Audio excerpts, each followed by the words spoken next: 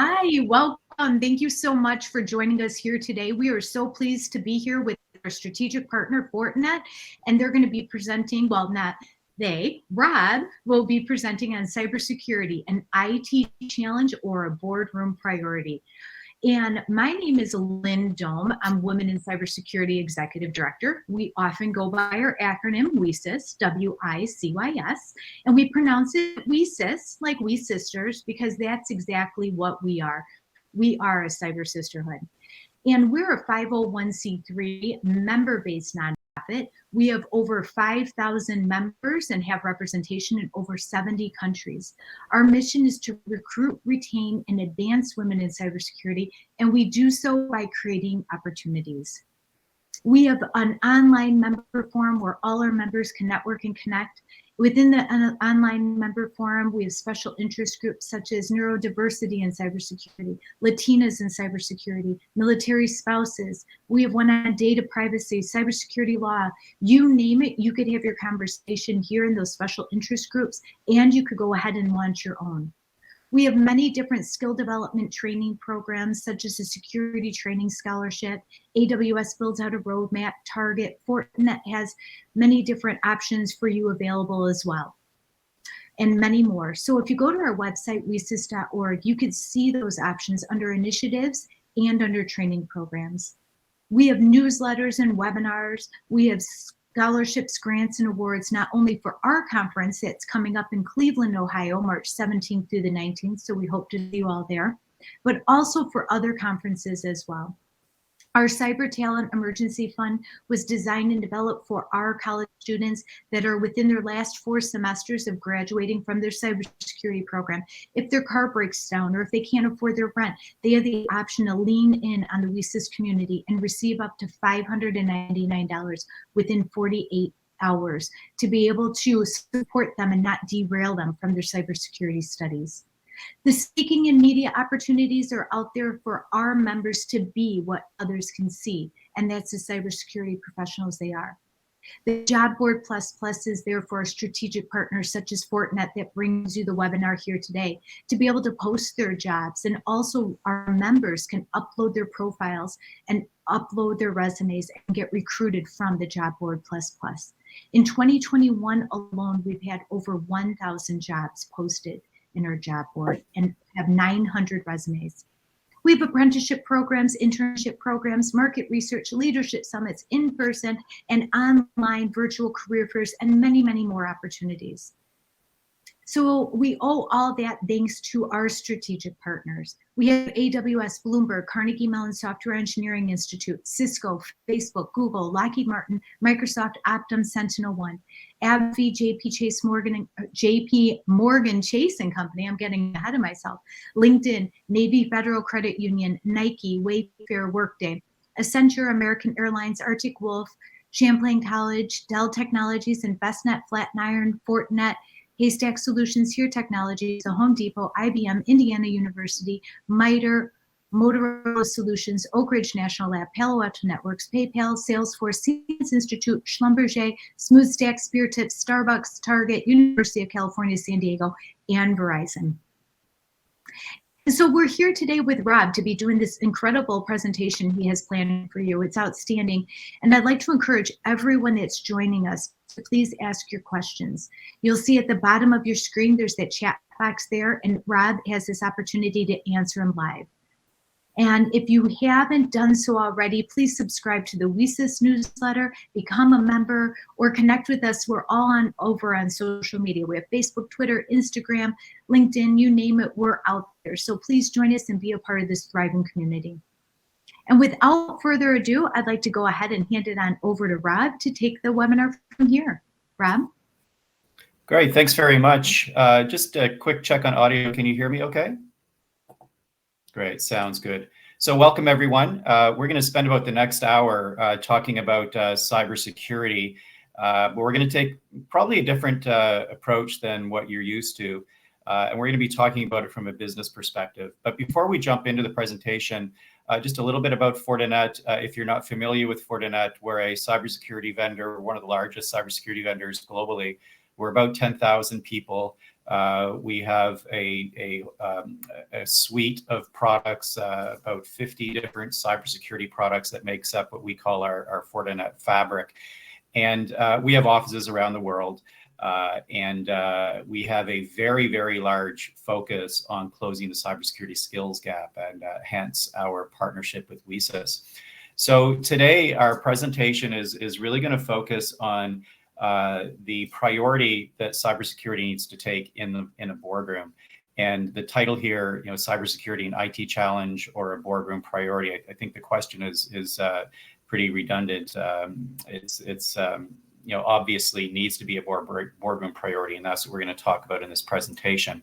So the agenda, what I want to make sure is that we set the expectation here, or really talk about what this presentation is we're doing here. This is actually a shortened version of a half-day workshop that we deliver to business schools. So this isn't a typical, webinar. This is not a commercial for Fortinet. We're not going to be talking at all about Fortinet products here.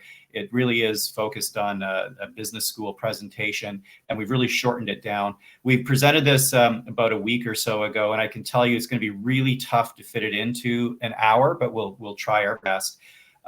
One thing that I'll apologize for up front is you're going to hear me saying, in the full-blown workshop, we usually get into this in a lot more detail. And we've actually got several agenda topics that are pulled out here so we can try to make this fit. But we're really going to focus in here. The main thing, you can see the agenda. I'm not going to read it for you, but you can see the agenda here. The main thing that we're going to focus on really is these case studies, which is the second bullet. And we're going to be focusing in on some case studies that have been around for a long time. And we're using some cases that are older for a very specific reason. There's obviously a lot of cyber attacks that have happened more recently that are much more in the news and so on. But the reason that we're looking at these ones is that there's a lot of information out there about these attacks, because I don't want to be drawing conclusions and making assumptions and so on. Everything that we're going to be talking about here is really rooted in information that's out there and a lot of studies that have been done on these cases. And because this is a business school presentation, we wanted to make sure that students and participants, and that you guys on this webinar as well, have lots of information that you can go and do your own research as follow-up to kind of dig deeper into what we're going to be talking about here. But in addition to these case studies, we will also be looking at some frameworks for cyber risk mitigation, and then at the end here, talking about building a cyber-aware workforce. So before we jump into it, I'm going to launch one of our poll questions here, and want to find out from everyone on the call whether your role that you're in today or the role that you're pursuing, whether it's a technical role or a business role. And I know it's going to be tempting to say, well, it's it's kind of a mix of both, but I want to sort of push you in one direction or the other here. If you had to say your role was more technical or more business, then if you could let me know that in the poll, and hopefully you can see that poll on your screens now, just so that we can get an idea of the audience here. So I'm going to leave that stuff on the screen for a second.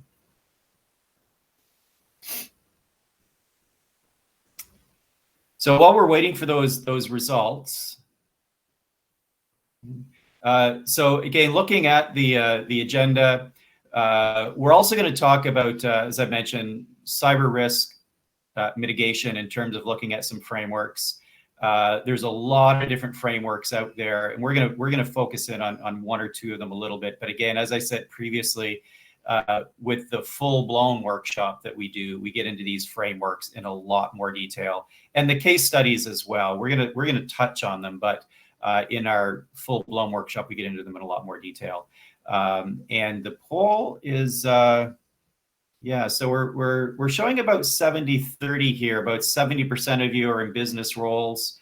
Yeah, so okay, so that's good. So again, I'm sure most of you, if the option there was a bit of both technical and business, I'm sure probably most of you would probably select that. But I wanted to get a bit of an indication here where you were overall.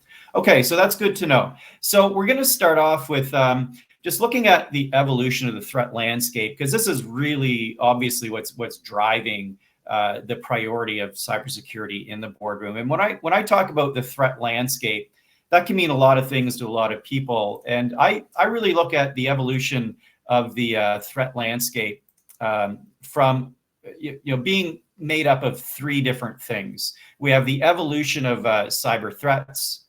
And if you look along that timeline, we can see that these threats have evolved over time, are getting much, much more severe and damaging as time has progressed.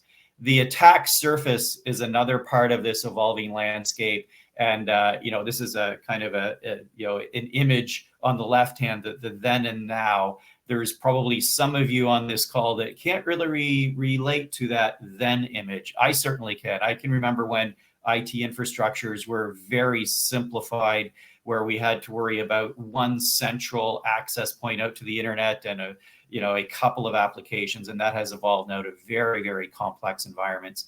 And the sophistication of threat actors has increased significantly as well. So if we look at those three things together, the evolution of cyber threats, the expanding attack surface, and the sophistication of threat actors, all of those things together has created a threat landscape that is much, much different today than it would have been a few years ago. So I'm going to launch another poll question here. And the question is, in your roles, when did you start to see a significant change in attitude from senior management around cyber risk incidents and their impact? So, obviously this used to primarily be an IT issue, but when did you start to see senior management getting much more involved and treating cyber risks appropriately and looking at them as equivalent to enterprise risk? So again, I'll leave that up there for a bit. I'll continue on with the slides here, but if you could let me know, there's different reports out there that talk about sort of when that change happened, and we'll talk about that in a minute here after you get a few minutes to answer the question. So in addition to that evolving threat landscape and those three components that I talked about, I would say that there's a few things that have happened that have caused cybersecurity and cyber risk to be talked about much more now than it ever has been.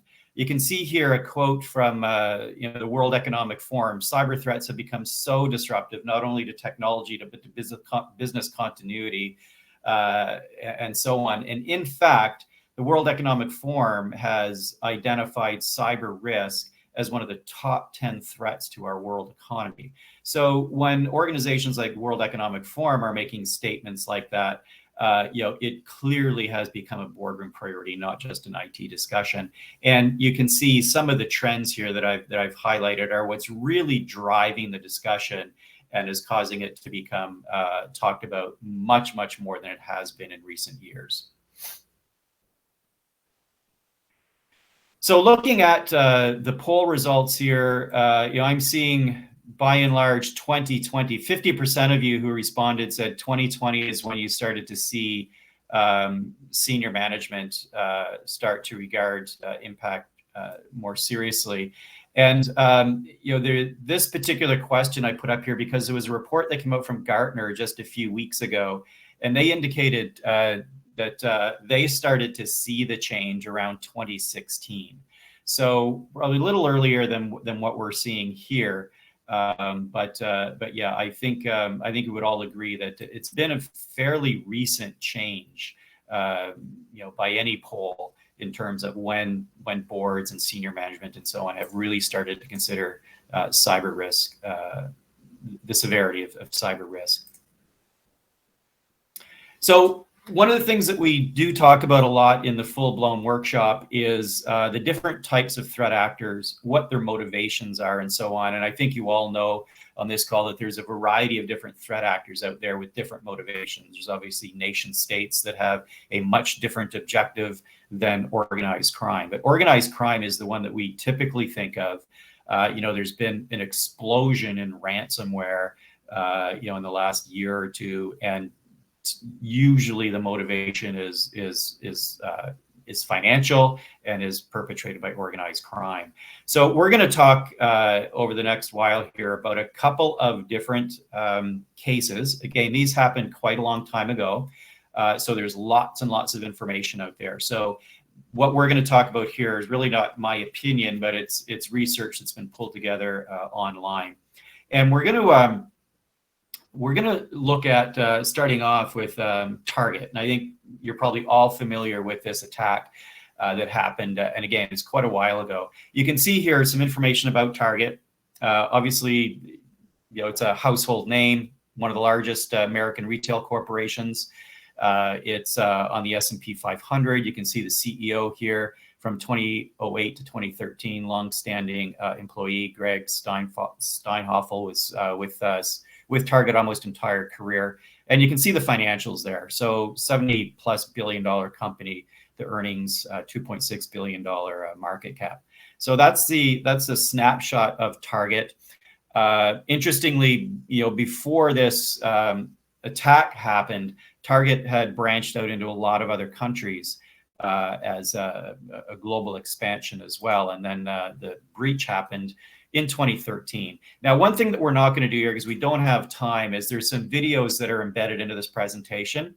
You guys will all receive access to a recording of this, but we'll also get you links to some of these resources sent out as a follow-up as well. So you'll have links to these videos. So you can see the video that you see here is the CEO, Greg Steinhoffel. This is his response and the initial announcement to the public about the breach. So it was in 2013. It was hit with one of the largest retail breaches in history up to that time. So we're going to take a look at what happened. Again, this is about 8 years ago that this happened, so it is quite old, but lots and lots of information. And quite frankly, all the characteristics that we see in this attack are still characteristics of any attack that's happening today. That really hasn't changed that much. So a lot of the fundamentals that we talk about here are still happening in more advanced attacks. So in this one, we're going to walk through this scenario. Not in a lot of detail. This is not a technical discussion, but we are going to sort of walk through kind of what happened. So the anatomy of the attack, we have Target, the retail operator, and we have the threat actors. And it's been identified that the threat actors here, it was organized crime and it was financially motivated. But the attack didn't start with Target. If we look at sort of the process of what happened here, threat actors will typically do a lot of reconnaissance work before they identify who they're attacking or what they're going after. And Google's a great source of information. And there was unfortunately a case study on some infrastructure at Target that was done together with Microsoft. So it was a combination of folks from Target, Microsoft putting together a case study around some technology that they were quite proud of and put it out there in the internet. And of course, that can reveal information. And in this case, it did reveal some information that threat actors were able to use. So once that information was acquired, the threat actors started to look at Microsoft. This case study was about Microsoft technology. So that was the next step in looking at the reconnaissance work, was looking at the details of the case study, getting additional information from Microsoft and tools that were used as part of this solution for Target. And of course, threat actors will then start, once they know what tools are being used, they'll start to look at vulnerabilities within those tools and so on. Now, in this particular case, we're all hearing the term supply chain risk and supply chain attacks now and so on because of it being in the news recently, primarily with the SolarWinds attack and so on. So that term supply chain attack might be new for a lot of you, when in fact, supply chain attacks have been around for a long time. And it simply means that we're attacking an organization by infiltrating somewhere in the supply chain to get into your eventual target. And that's what happened here. So this was in fact a supply chain attack. There was a third party, one of the vendors, actually a HVAC vendor for Target, was actually infiltrated. There was social engineering attacks that were perpetrated on this third party. And then the entry point into Target was actually made through a partner portal using credentials from this third party to be able to get into the portal, the partner portal within Target. Now we're inside the organization, and now we can start to do our reconnaissance work now that we're inside our actual, no pun intended, our target organization. Now, we'll take a little bit of a look here, what happened once we were inside the network, or once the threat actors were inside. They spent quite a bit of time doing reconnaissance work inside of the environment. And I don't have the exact number here. I think it's on a slide coming up. But the amount of time that the threat actors spent doing their reconnaissance work within Target without being identified was significant. And that's pretty typical. That's pretty normal, that threat actors will spend a lot of time being very quiet doing their reconnaissance work inside of a network. And that, that is one of the reasons why cybersecurity now is not just about protecting that gateway or that perimeter into and out of your network, because there's a lot, once the network has been attacked and we're inside a network, there can be a lot of east-west traffic happening that we need to keep an eye on as well from a cybersecurity perspective. So the reconnaissance work was done, and eventually there was access granted to a POS system. And the POS system, if you're not familiar with that term, that's the point of sale system within a retail environment. So that was compromised eventually, the admin systems. And then once that was compromised, there was a third-party monitoring service that noticed that attack, noticed that infiltration, and warned Target by letting their IT department, their security operations center, know that there was some activity going on that might be malicious. So there was a warning issued.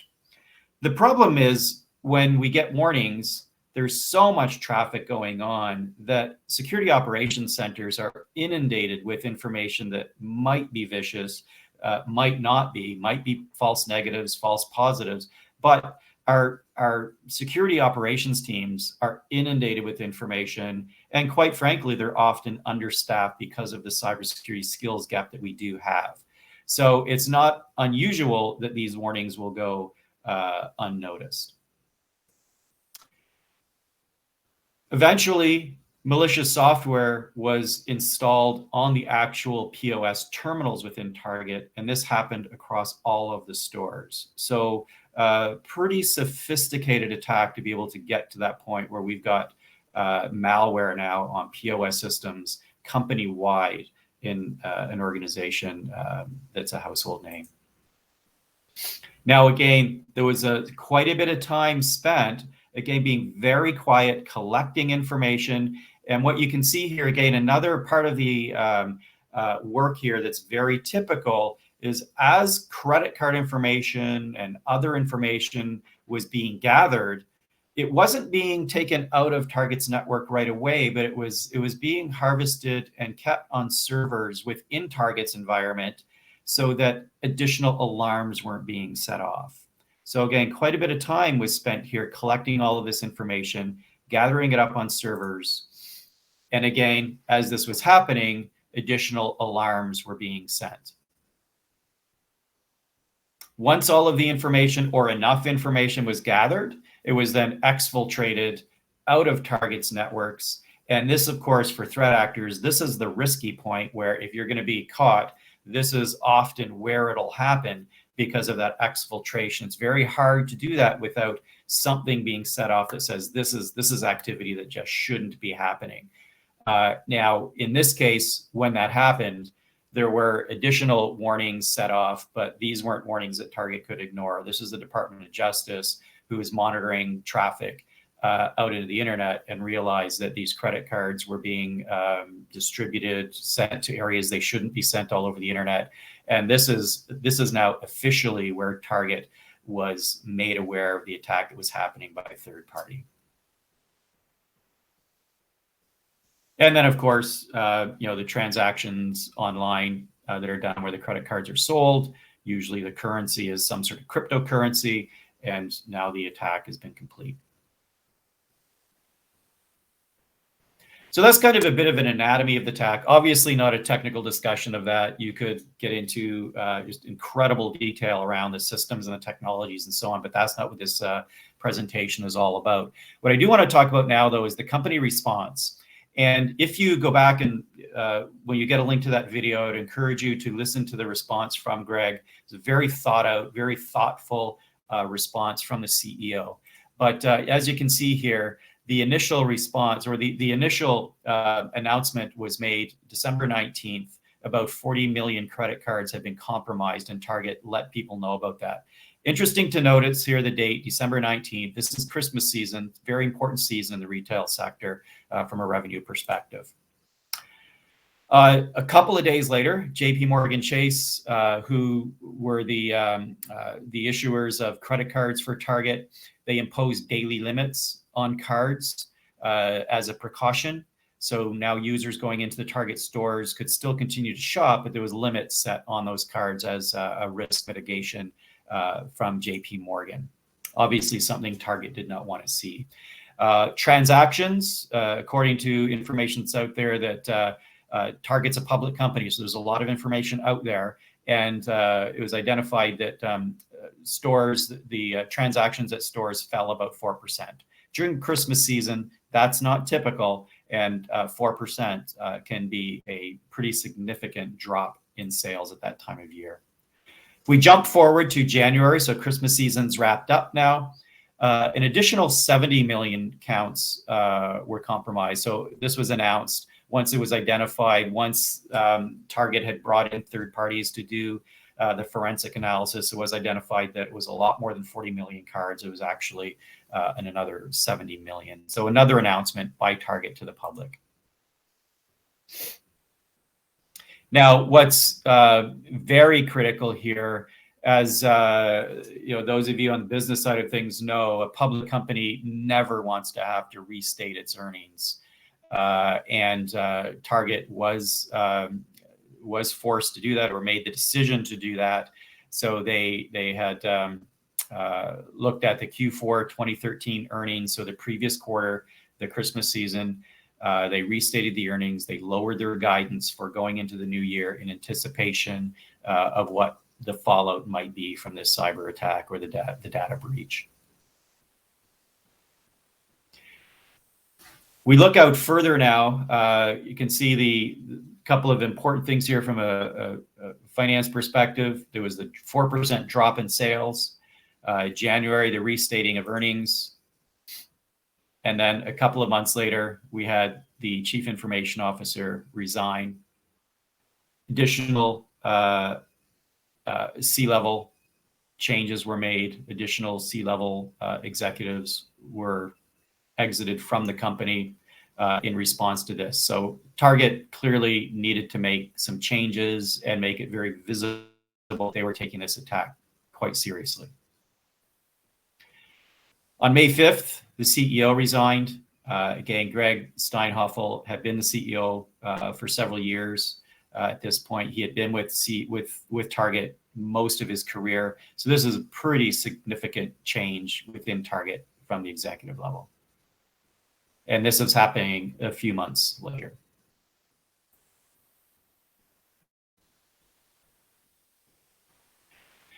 If we look at the stock chart, again, it's interesting with public companies. There's a lot of information out there. So you can see here that if we look at this line here, this is when the statement or when the earnings was restated. You can see that there's a drop here. If you crunch the numbers, there's about a $4 billion drop in market cap over a short period of time here from January to February. So this is during the period of time where those results were being restated. And then you can see here things coming back again when those executives were exiting the company and the company was really making some drastic changes. Now, the question that we need to ask ourselves when we're looking at things like this, and this is where we really take a pause when we're presenting this with our business school workshops. A lot of the times when we're doing this type of analysis, we're always trying to draw conclusions, particularly when things like this happen and we're doing the analysis early on. We're trying to draw conclusions and identify causality. And it's very dangerous to do that, because when you look at something like this and you can map these changes to specific activities, you want to jump to the conclusion that, yeah, this breach caused a $4 billion drop in market cap. The organization took action and things started to recover. Therefore, the breach had a major impact and the action rectified things. We need to be very careful as analysts that we don't draw those conclusions without really looking at things closely and doing much more forensic analysis than just simply looking at a stock chart. And the reason I say that is if we were to overlay a chart of the S&P index at that same time, you'll notice pretty quickly that this probably really had nothing to do with the breach and probably had nothing to do with the response from Target, that the stock was simply following market trends. So there's a lot of analysis out there. And the reason I bring this up and talk about it is there is a lot of analysis out there, and there's a lot of papers and a lot of opinions that this stock graph from Target maps to all of these different actions. When in fact, I think if you look at it, I don't think this, in my opinion, really had anything to do with the breach. And that's an important thing to understand, that we don't draw those conclusions and take action on those conclusions simply by looking at one metric. Again, on the full-blown workshop, when we do this, there's other models that we overlay on this that take this further to show that this really didn't have anything to do with the breach. So in any case, you might ask, well, why are we spending so much time on it? We'll talk about that in a minute. It's important.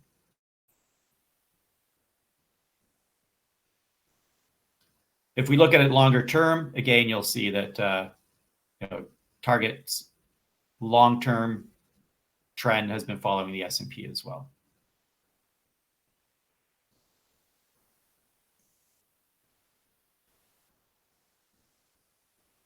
I'm just pausing here for a second to look at the questions.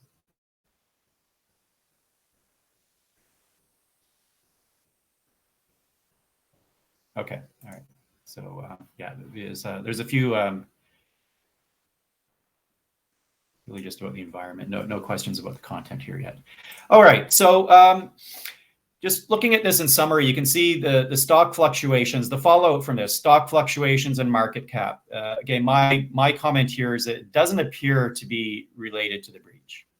The drop in Q4 sales, again, if you look at this, you will find that this was happening to other retail across the retail sector at this time, so also doesn't appear to be related to the breach. Again, this is important information to understand before we start taking action. But of course, it's hard to draw those conclusions when things like this are happening. The Q4 earnings guidance lowered for the year and the results. That's something that just really can have a major impact on investor confidence. So restating earnings is always a very risky thing to do. There was a 46% drop in Q4 earnings. Again, some of that probably due to the breach, but not necessarily all of it. Some things that we do know obviously are related to the breach: $132 million in breach-related costs. This is a number of different things, such as the analysis that had to happen, various fines, and so on and so forth. There was banks that were required to refund $200 million in fraudulent credit card transactions because of it. There was, when we talk about supply chain, the PCI compliance auditor was sued by various banks because Target was in compliance with PCI, and banks relied on that. So there was some lawsuits some fallout lawsuits from that. Executives were removed from the company. So there's a lot of experience that Target lost because of those executives leaving. Now, was that the right thing to do or not? I don't know. I'm not going to draw any conclusions there, but that obviously can have a major impact on a company. Now, there's always brand loyalty issues around these things. And again, we're probably far enough away from this now that Target's brand loyalty, in hindsight, has probably not been impacted. But initially at that point, it looked like it could certainly be impacted. So that's target. So again, when we do this long workshop, we spend a lot more time looking at this in much more detail. But the point here is to just draw your attention to how we might want to look at a breach from a business perspective, not a technical perspective. And again, to answer that question, is cybersecurity an IT challenge or a boardroom priority? Clearly, in a case like this highlights that this has to be a boardroom priority. And the impact of this is definitely top of mind for executives. And you can see here these annual reports. The reason I've got those there, these are just snapshots, but they're the annual reports from Target for several years after that. There was a significant amount of text in the annual reports as to their ongoing impact from this single cyber breach. So clearly something that the board and executive team has top of mind. So we're going to look at another case here, and actually before I get into this one, there's another poll question. If I can get back to the poll questions here, that I'm going to put up.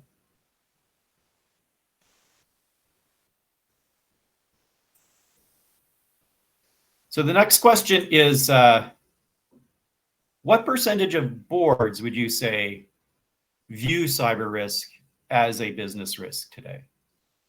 So 10%, 30%, all the way up to 90%. So I'll leave that up there for a bit as we get into this next case study, which is Equifax. So also a US-based company. We're going to go through this one. We're not going to look at sort of the threat or the anatomy of the attack. We're going to talk more about the response and the impact. So this is Equifax, one of the largest consumer credit reporting agencies. You can see here, again, US-based, based in Atlanta, Georgia. And you can see the financials, 3.6 billion, market cap 21 billion, and so on. So information about them. And the breach, again, it's 2017, so a little more recent than Target. And but still, it's old enough that there's a lot of information out there, so you can dig into this. And again, I would stress that a lot of the fundamentals that we're talking about here, even though this is several years old, it's still the anatomy of these attacks are the same today. So you can see here there was a massive data breach, personal information on 140 million people globally. So although Equifax is a US-based company, they deal with clientele from around the world. So 140 million people globally were impacted. Now, this is not something we'll get into here, but we do get into it in more detail in the longer workshop. But it says, unlike the Target breach, it has been identified that the threat actors here were not financially motivated. Don't want to get into the reasons for this, but there's a lot of information out there to support the fact that this was actually a nation state attack, and that the attack was more about a nation state attacking the US than attacking Equifax to show their capabilities. But in any case, that's a whole other discussion that isn't part of this workshop.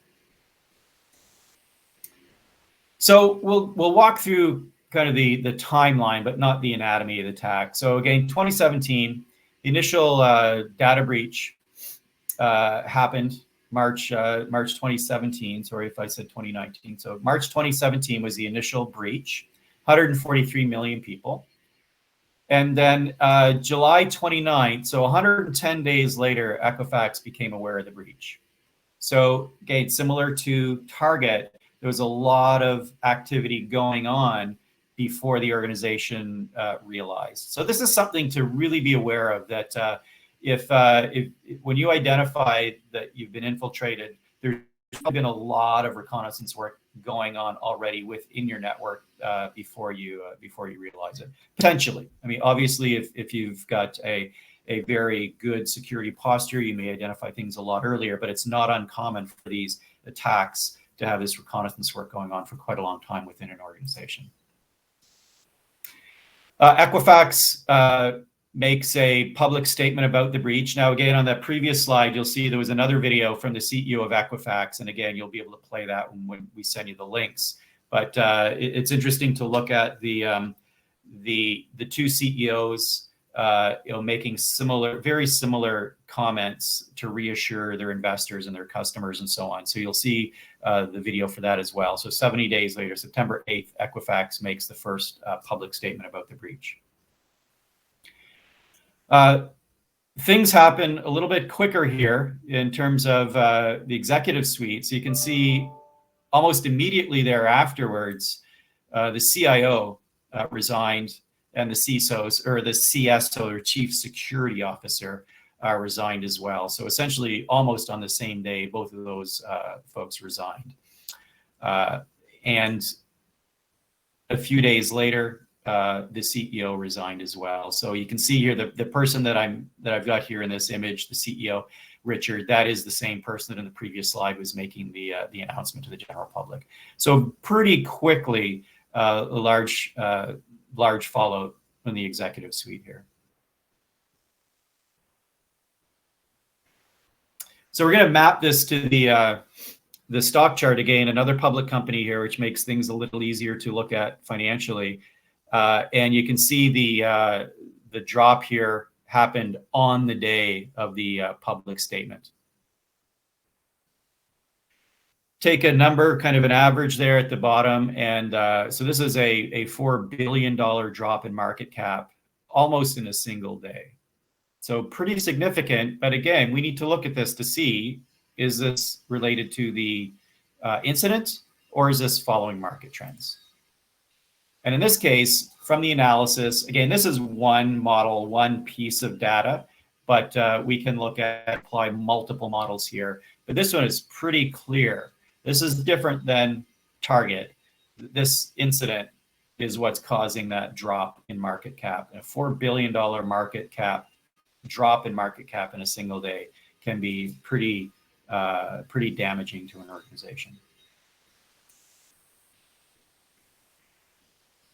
And if we zoom out a little bit further, we'll see in March, the CIO, Jin Hung, is indicted on criminal charges. Now, you may have said, well, the CEO resigned already. What happened? Just to back up a little bit here, you can see we've got this gentleman by the name of David Webb resigned as CIO. And then we have another gentleman indicted on charges as CIO. Important to understand here, this is not a new CIO that was brought in to replace the previous one. Equifax actually had a number of CIOs regionally. And in this case, this particular one of the regional CIOs was indicted on criminal charges. And if we look out about a year later, he was actually sentenced to 4 months in jail. And not going to get into the reasons for that, but you can look up the information. You can find that yourself. You can see also the UK fines from the UK, little over $500,000. So probably not a big deal to an organization like Equifax, but still, indication here that this was global in nature. And because there was a lot of information around UK citizens that had been stolen, there were fines levied from international organizations as well. Now, this happened, if you look at the timelines, this happened before GDPR came into effect. If that had been in effect, the fines that we'll look at, these fines and others, would have been substantially higher to the point where it could potentially have crippled the organization. And again, I'm not going to go through all of this, but you can see there was a downgrade from Moody's on the stock and a record-breaking settlement with the Federal Trade Commission for $1.3 billion. So very different sort of fallout than we had with Target. But again, if you look at this longer term over the S&P, you can see that there was that very big drop that was very likely related directly to the breach. But it looks like as an organization, they were able to recover longer term and get back to following market trends and so on. But clearly, from this and other analysis that can be done quite easily with financial models, that drop in market cap was clearly due to the breach. Now, just going back to our poll question here on the percentage of boards that you see as treating cybersecurity as business risk, it looks like, we've got most people, well, it's sort of tied here. So I'd say about half of you are saying 50% of boards and half of you are saying 70%. So again, referring back to that paper that came out from Gartner a couple of weeks ago, their assessment is that there's about 86% of boards now are treating cyber risk as business risk. That's higher than I thought it would have been. Gartner's pretty good at doing these types of assessments. So that indicates to me that we do have a lot of engagement from boards, and the conversation that our IT staff needs to be having with boards, needs to allow us to have technical conversations in a way that's going to appeal to boards and be effective when we're having those board discussions. And I'll talk about that a bit more in a minute. So you can see, comparing these two attacks side by side here. So the time frame, the target attack was a little bit earlier. The threat actors, organized crime versus what appears to be nation state. The company preparedness would likely get a poor rating from most people. The company response, good for target, poor for Equifax. I did have another poll question. I'm not going to put it up here because we're running out of time. But my question was going to be, what do you think was the main difference in target and Equifax? And I would say probably one of the biggest differences is this line right here, the poor response. You can see the target announced to the public within 4 days, and that is almost expected now. If there's a data breach, it's almost expected that it's announced as quickly as possible and as transparently as possible. Equifax, on the other hand, it took 180 days for a public statement. That was 2017. I don't think a company would be able to do that under any stretch of the imagination today, to wait 180 days to make an announcement. And in fact, if they did that, there would probably be a lot of fines that would be levied because of that delay. The customer impact, customers impacted, you can see here. Again, I'm not going to read through all of this, but you can see there's definitely a lot of difference in the fallout between these two. So I would encourage you, if you do want to get into the details of this, more from an academic perspective than anything else, there's a lot of information. These two case studies, I picked these ones because there are a lot of differences between how the response was conducted, what happened when the organizations were made aware of the breach, and of course the fallout as well. So what happened? Who had responsibility here? Was it the IT departments? We saw in the case of Target that there were alerts that were sent. What was the risk understood? There's a lot of discussion we could have here. Now, unfortunately, in this media here, we can't really have that back and forth discussion, which is unfortunate. But there's a lot of theories around, was the risk really understood? And one of the things that I would suggest is looking at Equifax. I mentioned that there was the CIO who has resigned, but then there was actually a number of CIOs within the organization. That would raise the question for me is, having multiple CIOs, does that create communications issues? Maybe not. I don't know Equifax as an organization enough to know that, but it would certainly raise those sorts of questions. Was another question, is acceptable risk. Organizations do have a risk appetite, and boards will make a decision on what their risk appetite is, and then we need to develop a cybersecurity posture that's in alignment with that risk appetite. Organizations do have to accept risk, and some organizations accept risk more than others, but then you need to be prepared for it. So one of the things that I would suggest is that probably communications was an issue cases. And when I'm talking about communications, what I'm talking about for the most part is communications from the staff in these entities that knew these attacks were happening, and getting that communicated to the executive level and to the board in an appropriate manner so that the boards understood what the risk is and what had actually just happened. If that's a technical discussion, then that might not be effective in communicating to the board what's going on and what the potential risk is. So one of the things that certainly we're seeing a lot of, and I suspect you are as well, is the evolution of org structures. And I'm going to go through this very quickly because we are getting low on time here. But this is a pretty traditional org structure here. We have a chief information officer reporting to a CEO, and in days gone by, the CIO would have a security officer. The actual role of chief information security officer, this is a relatively new role.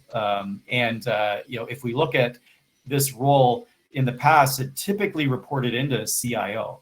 What we're seeing now is that is changing, where CIOs now more often than not are actually reporting into the CFO. And as the level of risk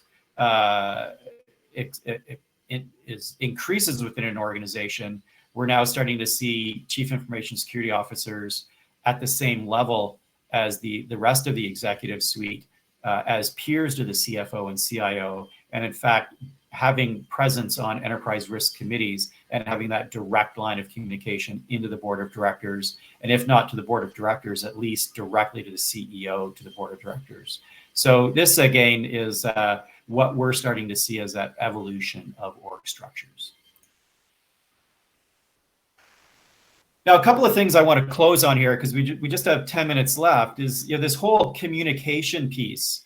One of the things that really allows us to have sufficient communication from the IT department to the C-suite to the board of directors is to have frameworks in place that allow us to have this common language.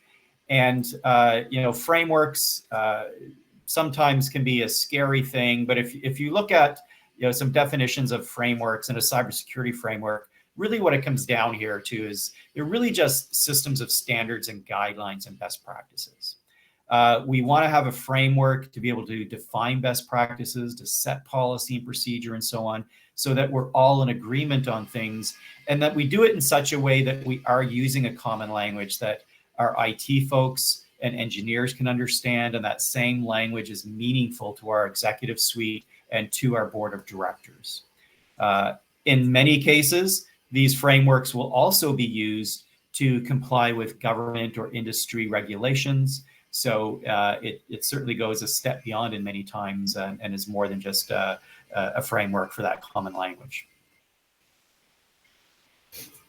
There's a lot of cybersecurity frameworks that are out there. You can see a few of them here, but this by no means is a comprehensive list. What I do want to do, though, is point out a few of the more common ones. And again, on the full-blown workshop that we do, we get into these frameworks in a lot more detail than we would here. I'm just going to brush over these very quickly. But a couple that we do talk about a lot. The World Economic Forum, I'd mentioned that the World Economic Forum has identified cyber risk as one of the top 10 risks to our global economy. Well, they've developed actually a set of principles for boards, the cyber resilience principles and tools for boards. This is a very interesting document.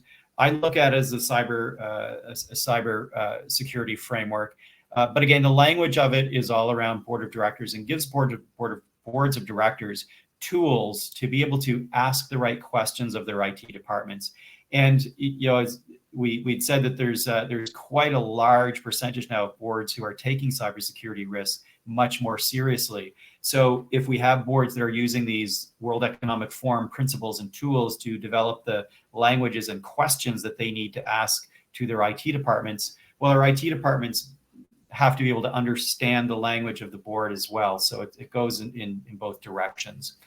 Another framework, probably the most common framework and most pervasive framework, is a NIST document, which I'm sure most of you, if not all of you on this call, are familiar with, the Cybersecurity Framework. This is a framework that is quite pervasive, is used by many organizations and consulting firms to provide a structure around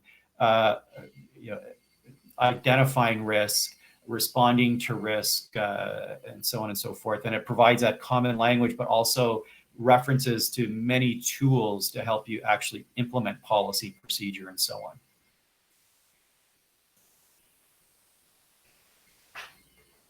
So again, when we send out the follow-up, there'll be links that you can access these documents. So this is the document from World Economic Forum. It's a freely downloadable document.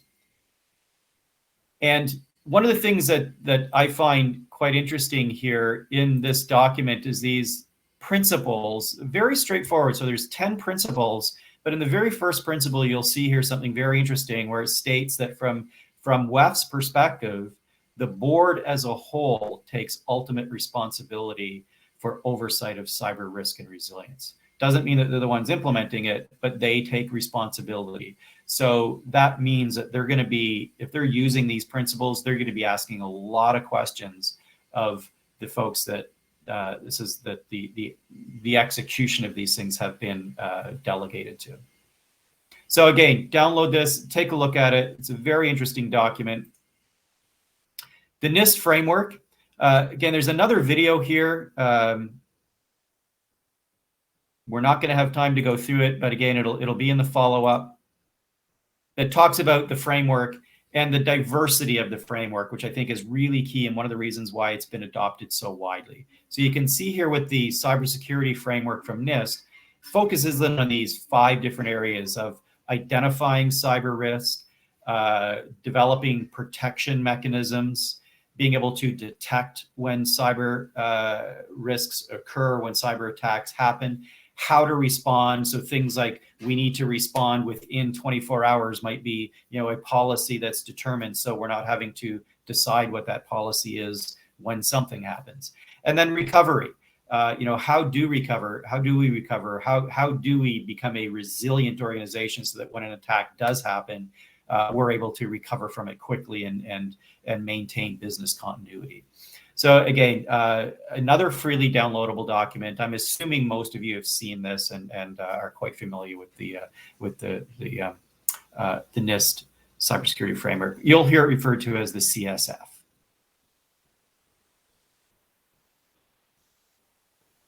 And again, this is the video that I mentioned that you'll have access to look at on that. Now, what I want to wrap up on here is, it's very interesting to me that an organization like the World Economic Forum has taken such an active role in cybersecurity. And in fact, they've developed what's known as the Global Center for Cybersecurity. Fortinet's quite proud of being a founding member of that. And there's 5 pillars of this Global Center for Cybersecurity at the World Economic Forum.